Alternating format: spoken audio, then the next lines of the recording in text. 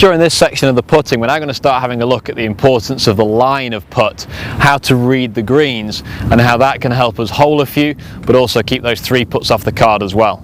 I'm going to be aiming down towards the blue flag here, which is down over this way. Quite a big slope here that I'm standing up on, quite a large hump, and then dropping down towards the golf balls over here. So it's quite easy to see that this ball's quite a big swinger from right to left. Now, when we're hitting the putt from this distance, like we talked about before, the priority is making sure that we avoid the 3-putt. Now, the speed that you hit the golf ball at is going to be the biggest factor over whether you can 2-putt this. Even though this is quite a big swinging putt, the speed that you hit the ball at has a huge contributing factor to the amount of break that it takes. So if I aim towards the top side of the hole here, but hit the ball very gently, you can see that it curves quite a lot and quite early and comes down short left of the hole. If I aim on that same line but then overhit the putt, it doesn't break anywhere nearly as much. It hits the ball a lot further through the break before it starts to swing back in towards the hole. So although reading the green and getting the line is important, actually what we discussed before about the speed of the putt is the biggest contributing factor to getting this golf ball nice and close.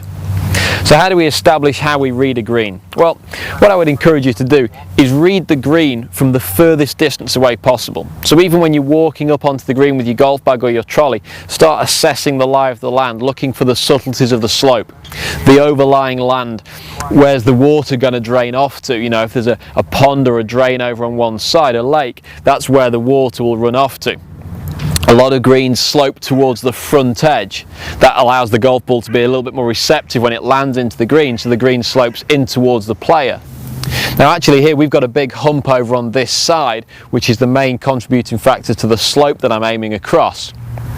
So I'm going to have a little wander around my putt. I'm going to start by getting down behind it, getting nice and low down to the level of the ground. That helps me see the contours of the grass a little bit more evenly.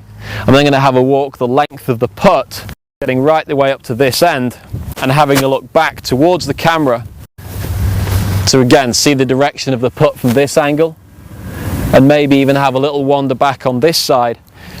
So I've effectively read the putt from all sides so I can see the way it's going to take its break.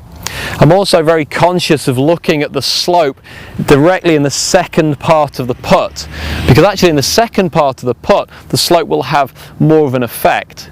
Because as the ball slows down, it's going to take a little bit more break. As the ball hops and skips over this first section and shoots off, the break isn't so acute, it's not so much of an influence. But in the second part of the putt, it'll really start to make a big swing from right to left on this putt.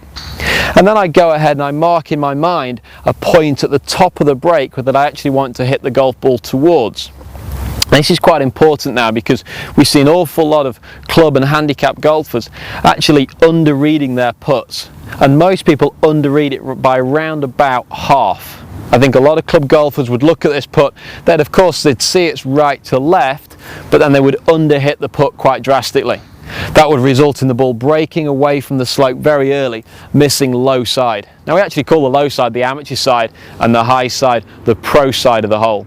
Now I have a sort of theory in my own mind that when I hit the golf ball, as soon as it's missed the middle of the hole and it's onto the low side, then it has no chance of going in. A putt will never break back up the hill. If I hit the ball towards the top side, it's always got a chance to break back round into the hole.